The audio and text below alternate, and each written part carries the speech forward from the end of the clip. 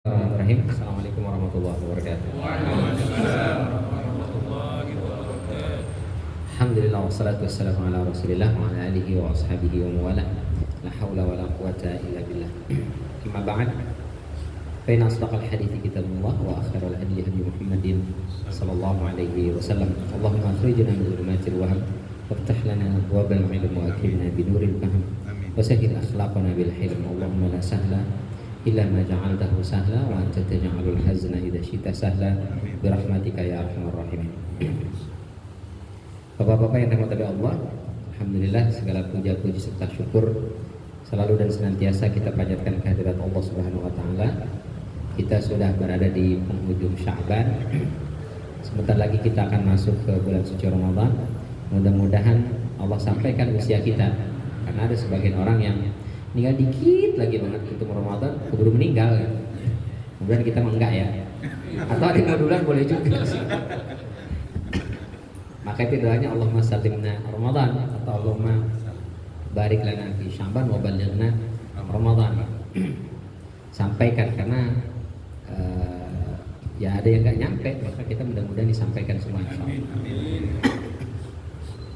Kalau kata Ibnu Rajab Al-Hambali itu dalam kitabnya Lataiful Ma'arif, wa'lam anna mudha'afatal ajri li asbabin.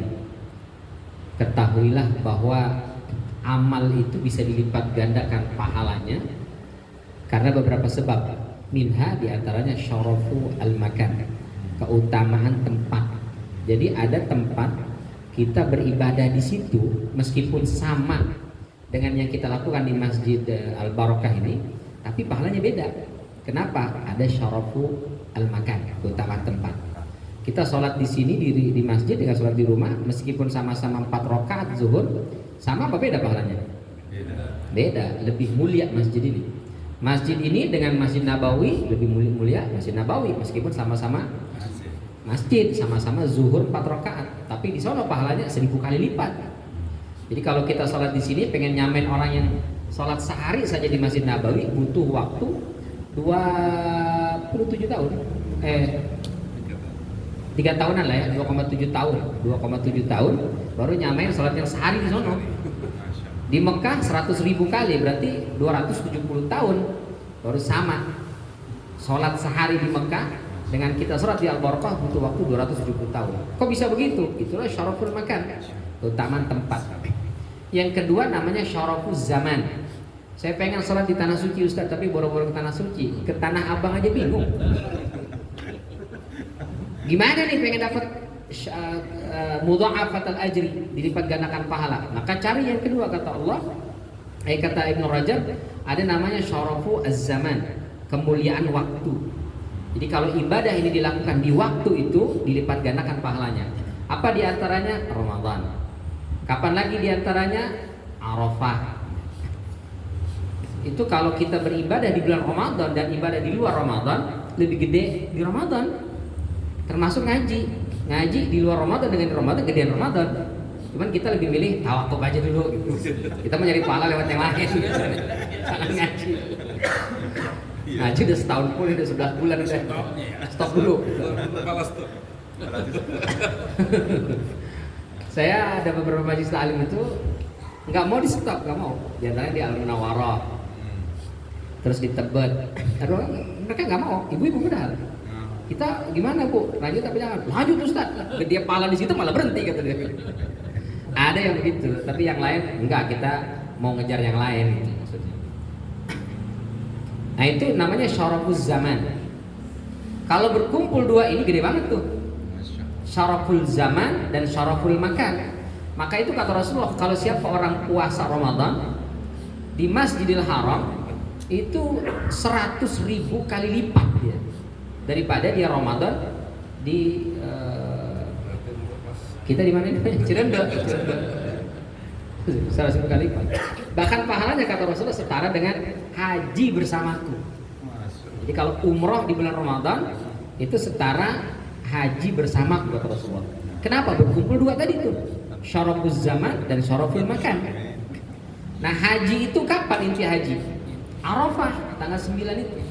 Kenapa? Berkumpul dua kemuliaan. Pertama syarafuz zaman, Tanggal 9 Dzulhijjah, yang kedua syaraful makan, yaitu tempatnya di wukuf itu. Kita nggak bisa wukuf di sono, di sini. Ngapain puasa? Tetap dapat syaraful zaman. Yang di sana dapat dua tuh. Jadi kalau dia bisa menggabungkan tempat dan waktu, dia melakukan ibadah di waktu yang mulia, di tempat yang mulia, kemuliaannya banyak sekali. Yang ketiga, apalagi itu kata Ibnu Rajab Al-Hambali, itu adalah syaraful amil, kemuliaan pelakunya. Amil itu pelaku, pelaku kebaikannya. Kita ini beda-beda nih pahalanya, meskipun sholatnya barengan sama gitu. Kita sholat subuh bareng di satu saf, itu beda-beda itu pahalanya, beda-beda masing-masing. Ada yang khusyuk, hatinya terpaut dengan Allah, gede nih nilainya. Tapi ada yang khusyuk, terpaut dengan bisnisnya, terpaut dengan istrinya, terpaut dengan utangnya, terpaut dengan macam-macam itu. Meskipun sama-sama sholat, beda nilainya. Itu karenanya kita sering dengar ya, ada orang itu baca bismillah doang, antep bener bismillahnya. Sekali baca bismillah, kelar urusan. Kita yasin sampai doer bibir, kelar urusan. Di mana masalahnya? Itu di syaraful amil. Siapa tuh? Buya Razi waktu itu bawa santri-santri apa namanya? Darussunnah itu. Ada acara lah di suatu tempat. Itu ada kesurupan tuh. Ada santri ada kesurupan. Ustaz-ustaz yang lain tuh ruqyah. Enggak hilang-hilang nih, enggak mempan nih. Enggak semua-semua nih kesurupan. Begitu datang Buya Razi, belum ngapa-ngapain, baru datang doang, langsung sembuh tuh orang. Di mana masalahnya? Syaraful amil. Saya berapa kali tuh diminta ruqyah orang di Masjidil Haram, saya ruqyah itu apa gerah sampai keringat saya nggak hilang-hilang tuh. Kenapa? Syaraful amil tadi kurang antep bacaannya. Kenapa? Mungkin lisan ini banyak dosa, mungkin qalbi ini kurang kuat koneksi dengan Allahnya. Ini syaraful amil, bisa beda ya. Ustaz, saya bukan orang mulia, saya banyak dosa, saya hati itu seringkali terpaut dengan dunia dibandingkan dengan Allah. Tapi saya pengen antem juga doanya, bagaimana? Pengen juga dilipat gandakan pahalanya, bagaimana? Ya, dapat opsi kedua, apa itu? Kalau tidak bisa menaikkan derajat kita di sisi Allah sehingga dilipat gandakan pahalanya, maka yang kedua, sabar menghadapi musibah. Karena orang lagi ada masalah, ada musibah, pahalanya gede itu. Jadi silakan pilih mau jadi orang mulia atau jadi orang dapat banyak masalah. Pilihan itu aja. Itu sama gede pahalanya.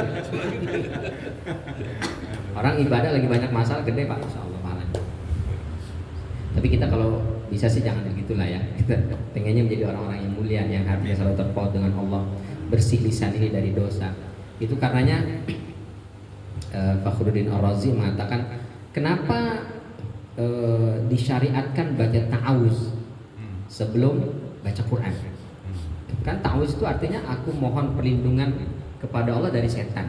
Setan kan ganggu bukan cuma baca Quran kan? Orang sholat diganggu, orang puasa diganggu, orang sedekah apalagi. Dari rumah niat banget cepet, pokoknya cepet dari rumah tuh. Begitu kelihatan masjid, kayaknya gocap aja dah. Baru sampai depan itu udah gocap. Begitu masuk ke sini lewat tuh trombol, mau narik yang gocap, ada yang warna abu-abu itu. Kayaknya abu-abu aja cocok nih masuk. Setannya gede banget itu. Tapi kita tidak dianjurkan untuk baca A'udzubillahi minasyaitonir rajim. Ada. Sholat juga enggak. Meskipun ada sebagian orang yang boleh membaca sebelum takbiratul ihram baca ta'awudz. Tapi kan syariatnya enggak ada. Maksudnya tidak diperintahkan. Yang diperintahkan itu adalah baca Quran. Kenapa? Kata Fakhruddin Ar-Razi itu, karena Quran ini kalamullah, dia suci, dia mulia. Sementara lisan kita nih pernah menggibah, pernah mencaci, memaki, memfitnah orang kotor gitu. Bagaimana bisa ini lisan yang kotor kita pakai buat baca sesuatu yang mulia? Maka sebelum dia ketemu dengan yang mulia itu disterilkan dengan lafaz isti'azah itu. Kita baca a'udzubillahi minasyaitonirrajim untuk memantaskan lisan ini membaca kalamullah itu. Nah, mestinya itu tidak hanya di lisan, tapi juga di qalbu kita, di amal kita itu. Maka sebelum Ramadan, meskipun diperdebatkan ya sanadnya, tapi masyhur perkataan Ibnu Mas'ud. Kata beliau, "Kunna la natajarra'u an nastaqbila Ramadan wa fi qalbihi hiqdun li akhihi." Kami tuh nggak berani ketemu Ramadan kalau di sini tuh masih ada hasad, dengki, dongkol, gedek, sebel sama orang. Nggak berani. Karena di Ramadan kita mau nangis tuh. Ya Allah ampuni saya, maafkan saya ya Allah. Tapi kalau di sini masih ada dongkol, mungkin sebel sama orang minta maaf ke kita belum kita maafin gitu. Gimana bisa kita mau dimaafin Allah sementara kita tidak mau maafin kesalahan orang? Maka sebelum kita minta dimaafin Allah, kita maafin dulu kesalahan orang. Siapa yang paling banyak salah di sini? Kita Ustaz nih, karena paling banyak kamu kita. Bapak kan nanti cuma dengerin doang. Yang banyak salah siapa? Kita nih, saya nih. Terutama makanya saya mohon maaf nih.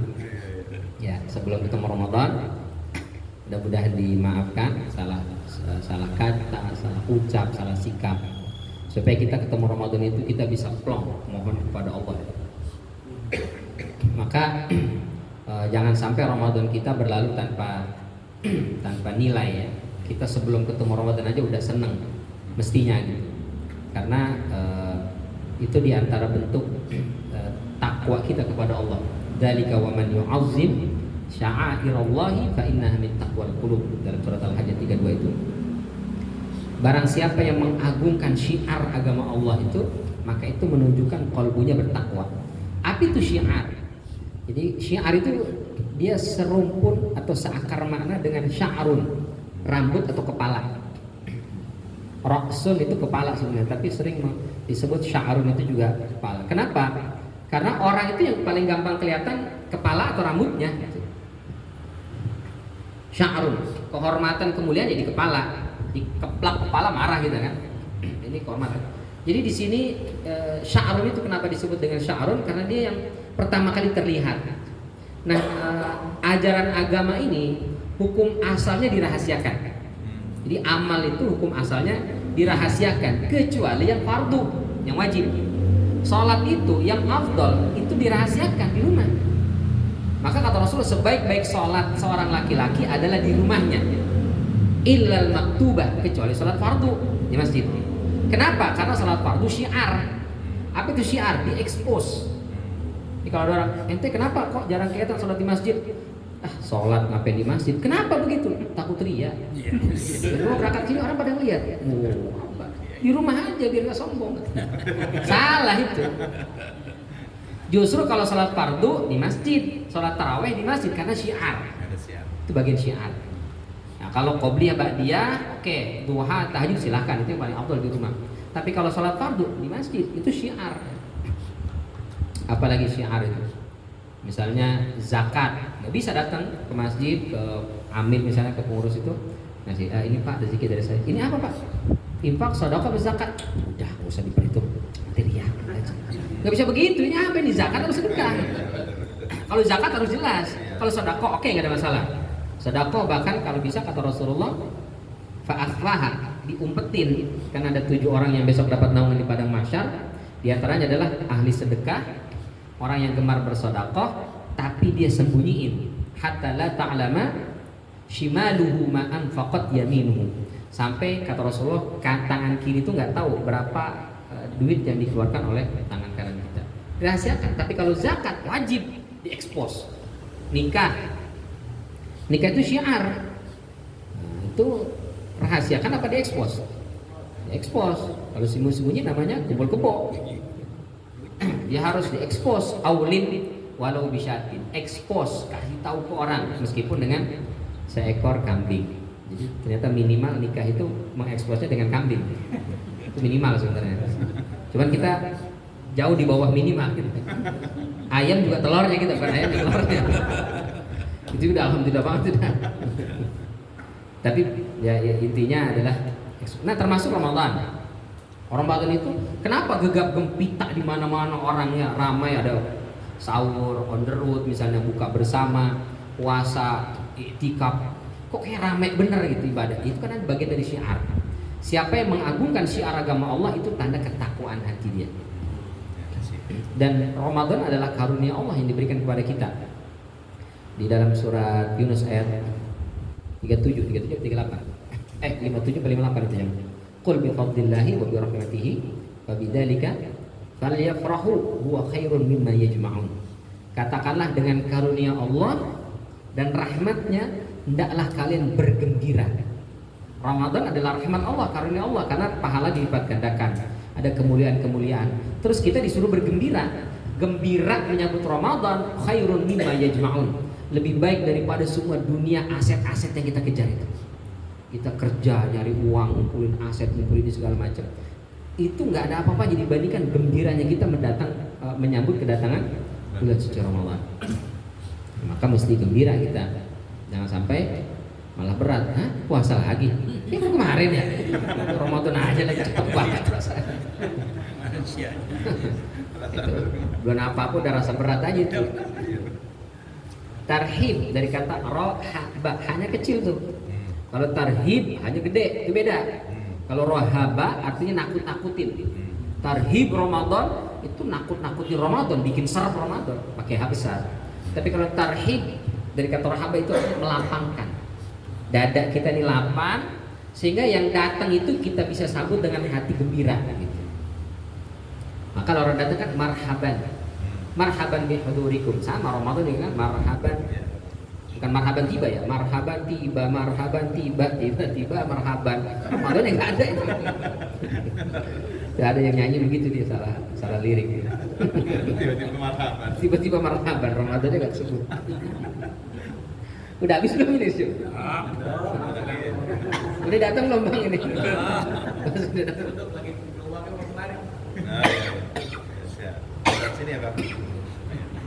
Jadi kita bergembira dengan datangnya Ramadan. Kenapa? Karena Ramadan ini spesial ya. Kenapa dia spesial? Sebagian ulama mengatakan bahwa Lailatul Qadar itu khususiyah umat Nabi Muhammad. Misalnya Al-Muwatta'nya Imam Malik.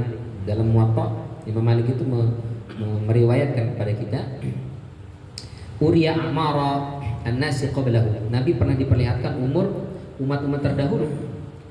Terus Rasul tahu tuh, melihat nabi-nabi terdahulu ada yang umurnya 1000 tahun, ada yang 500 tahun, 800 tahun. Panjang-panjang lah umurnya. Postur tubuhnya juga tinggi-tinggi. Nabi Adam alaihissalam itu kan katanya situna dira'an, 60 hasta. 60 hasta itu berarti kurang lebih satu hasta itu setengah meter, berarti kurang lebih 30 meter Nabi Adam. 30 meter. Terus turun sampai Nabi kaum Ad. Kaum Ad nabinya siapa? Nabi Hud alaihissalam. Alam tara kaifa fa'ala rabbuka bi'adin iramadatil imad. Tidakkah engkau memperhatikan bagaimana Tuhanmu memperlakukan kaum Ad, penduduk Iram yang punya tiang pancang tinggi-tinggi. Jadi mereka punya rumah, tiangnya tinggi-tinggi. Kenapa tinggi-tinggi? Kata Imam Qatadah, karena postur tubuhnya tinggi-tinggi. Maka disebut mereka itu memiliki fisik yang kuat oleh Allah Subhanahu wa taala disebutnya. Wazadakum bastah. Bukan. Apa ayat itu? Kalau kalian beristighfar dan seterusnya, maka Allah tambahkan quwwatan ila quwwatikum, di atas kekuatan yang kalian miliki. Jadi secara postur tubuh fisiknya sudah tinggi besar mereka. Berapa tinggi besarnya? Kata Imam Qatadah itu tingginya 12 hasta. Berarti berapa tuh? 6 meter. Tingginya 6 meter. Terus turun. Nabi Musa dalam salah satu riwayat mengatakan itu tingginya kurang lebih 6 hasta, 3 meter. 3 meter. Sampai ke kita semampai semeter pun tak sampai. Kita sudahlah umurnya pendek-pendek, postur tubuhnya juga kuntet-kuntet, pendek-pendek. Kenapa bisa begitu ya? Dari Nabi Adam 30 meter sampai ke kita segini. Allah alam ya. Mungkin pertama karena faktor alam ya. Semakin kesini semakin banyak manusia. Kita bayangin aja nih kalau tinggi kita 6 meter masih ini mesti renovasi nih. Gak cukup ini. Luar biaya lagi, kita cocok masih kita segini-segini aja lah. Sujudnya nggak muat, nggak cukup ini. Yang kedua mungkin faktor makanan ya. Nabi Adam alaihissalam mungkin makan ikan, tapi ikan paus gitu, lumba-lumba gitu. Kita makan ikan juga, tapi kan yang teri, rebon. Gitu. Nggak usah kita dengan orang-orang zaman dulu, dengan orang Arab aja. Orang Arab itu tinggi besar.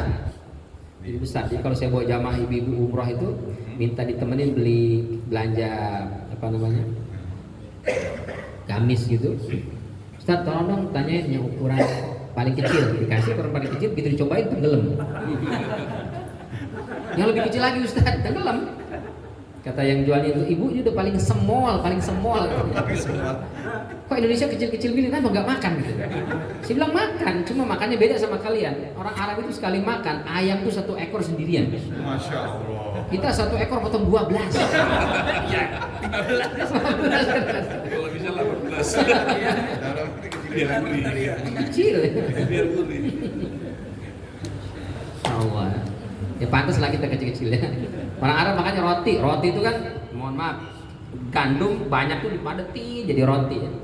Kalau kita makannya mohon maaf bubur itu kan beras sedikit, air yang banyak. Dikasih daging tapi sedikit-sedikit. Ya aja lah gitu. Kutet-kutet bedek-bedek. Berayap. Caca. Ini rames caca. Biar lagi ya. Nah, nabi-nabi dan umat terdahulu yang beriman itu umurnya itu ada yang 500 tahun, 1000 tahun bahkan lebih, itu dipakai buat ibadah. Mereka itu ada ibadah 80 tahun gak berhenti-berhenti. 80 tahun ibadah terus. Ada ibadah 40 tahun gak berhenti-berhenti. 40 tahun. Kita ibadahnya sebulan Ramadan. Itu banyak yang hari kelima muntaber. Mundur tanpa berita. Atau hilang aja dari masjid. Boro-boro sampai setahun, sebulan disuruhnya itu kita. Maka hadisnya itu faka'annahu taqasar. Nabi langsung insecure. Apa insecure itu? Minder. Ya Allah, umat terdahulu udah tinggi besar postur tubuhnya, umurnya panjang-panjang, ibadahnya lama. Kalau begitu umat saya ya Allah pendek, kecil, usianya juga pendek, ibadahnya juga sebentar. Pasti umat saya itu bakal belakangan masuk surganya. Kalah dengan umat-umat terdahulu. Maka Allah Subhanahu wa taala memberikan kepada Rasulullah fa'atahu Lailatul Qadri. Allah memberikan kepada Rasulullah Lailatul Qadar. Kalau kita dapat semalam aja itu sudah setara dengan berapa tahun? 80 tahun. Sekali ketemu Ramadan kita sudah bisa mengalahkan ibadah umat Nabi Musa. Kita ketemu Ramadan 10 kali saja sudah mengalahkan Nabi Nuh alaihissalam.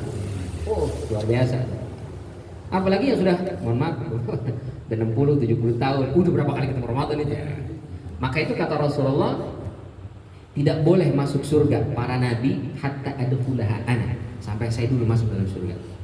Dan hurrimatil jannatu 'alal umam. Surga itu nggak boleh dimasuki oleh umat-umat terdahulu yang ibadah 80 tahun, nggak boleh masuk surga duluan. Hatta tadkhulaha ummati, sampai umatku duluan masuk surga. Kita postur tubuhnya pendek, umurnya juga pendek, ibadahnya sebentar-sebentar, tapi masuk surganya duluan. Kenapa? Ramadan itu. Maka itu adalah karunia Allah Subhanahu wa taala. Jangan sampai kita lewatin lah ya, minimal puasa lah. Jangan sampai bulan puasa tapi nggak puasa. Begitu kita disuruh menghargai, yang nggak puasa lagi. Nah itu udah kebangetan ya. Yang kedua Quran, karena kemuliaan Ramadan ada pada Quran. Bulan Ramadan bukan bulan yang baru. Sebelum Islam datang, orang Arab sudah kenal Ramadan. Dan mereka lalui setiap waktu itu ada namanya bulan Ramadan. Nggak ada istimewa apa-apa. Kapan Ramadan menjadi istimewa? Setelah turunnya Quran. Tapi 13 tahun setelah turun Quran, Allah belum menjadikan Ramadan mulia dibandingkan bulan-bulan yang lain. 2 tahun setelah hijrah berarti sudah 15 tahun. 15 tahun setelahnya barulah turun syariat puasa di bulan Ramadan. Untuk apa? Untuk menjadikan kemuliaan ini tetap membekas di hati kita semua. Sehingga kita disyariatkan puasa, di situ ada i'tikaf, di situ ada taraweh dan seterusnya. Sehingga kemuliaan Ramadan ini terus terjaga meskipun Nabi Shallallahu alaihi wasallam sudah tiada. Maka kita menjaga kemuliaan ini. Nah, bagaimana cara menjaga kemuliaan ini? Jangan pisahkan Ramadan dengan Quran. Karena disebutnya syahrul Ramadan alladzi unzila fihil Quran. Berarti kalau kita ingin menghidupkan Ramadan, baca Quran itu. Nah, jangan sampai tawakufan ini membuat kita berhenti baca Quran. Itu maksud saya. Jadi kita terus baca Quran meskipun masih baru ada yang ikro. Tapi udah semua ikro saja. Aman. Nggak apa-apa lah ya, masih ikro juga baca aja Quran. Ya meskipun saya baru ikro, Ustaz, apa ikro aja saya baca terus-terusan? Jangan, baca aja Quran. Ya, baca Qurannya meskipun mungkin masih terbata-bata, nggak ada masalah ya.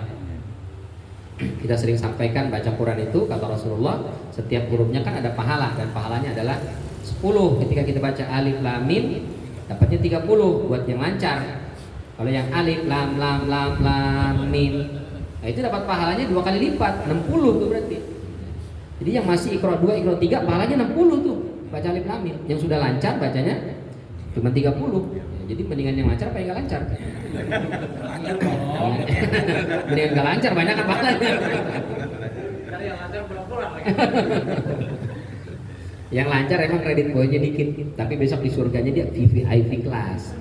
Ma'as-safaratil kiramil bararah. Tetangganya para nabi, malaikat yang lancar kan.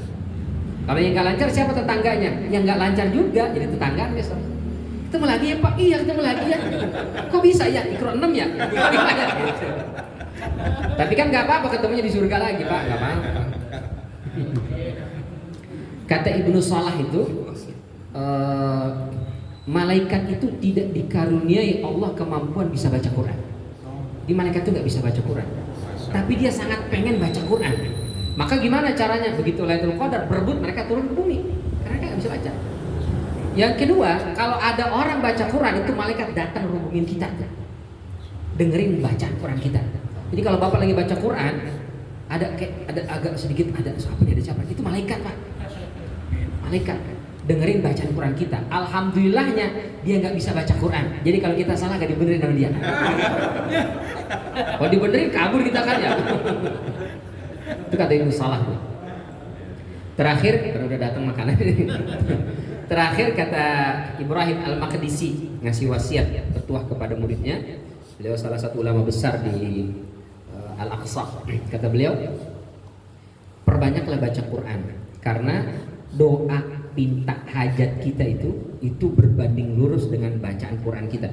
Kita minta besar, mintanya hebat, mintanya tinggi, mintanya banyak, bisa dikabulkan oleh Allah tergantung seberapa banyak, seberapa sering baca Quran kita. Jadi semakin besar permintaan kita, banyakin baca Qurannya. Baca Quran itu yang akan mendongkrak doa-doa dan permintaan kita. Ramadan adalah bulan Quran dan bulannya doa. Dari 5 ayat itu 183, 184, 185, 186, 187 itu 4 doang bicara Ramadan, bicara puasa dan keterkaitannya. Tapi 1 nggak ada ngomongin tentang puasa, nggak ada ngomongin tentang Ramadan, yaitu wa idza sa'alaka ibadi anni fa inni qaribun ujibu da'wata da'i idza da'an. Ini 1 ayat nggak ada ngomongin Ramadan, nggak ngomongin puasa, nggak ada sama sekali. Setelahnya ngomongin, dia dong enggak itu. Kenapa? Karena kata para ulama, Ramadan adalah bulan di mana doa-doa kita dijabah. Nah, supaya doa kita lebih dijabah, dorong dengan bacaan Quran kita. Mudah-mudahan ayat-ayat Al-Quran yang kita baca menjadikan kita semakin dekat kepada Allah, menjadikan Ramadan kita semakin bermakna, dan tidak ada satu pun doa, hajat dan permintaan kita kecuali semua diijabah dan dikabulkan oleh Allah Subhanahu wa taala. Ini barangkali yang bisa saya sampaikan. Saya mohon maaf apabila ada kata-kata, tutur kata, sikap yang kurang berkenan. Mudah-mudahan bapak-bapak semua bisa memaafkan saya, sehingga kita semua masuk bulan suci Ramadan hati dalam kondisi bersih. Dan itu yang kita harapkan ketika besok datang menghadap Allah, kita datang dengan qalbun salim. Selamat masuk ke dalam surganya Allah kelak. Terima kasih dan mohon maaf. Hadanallahu wa iyyakum ajmain. Wabillahi taufiq wal hidayah. Wassalamualaikum warahmatullahi wabarakatuh.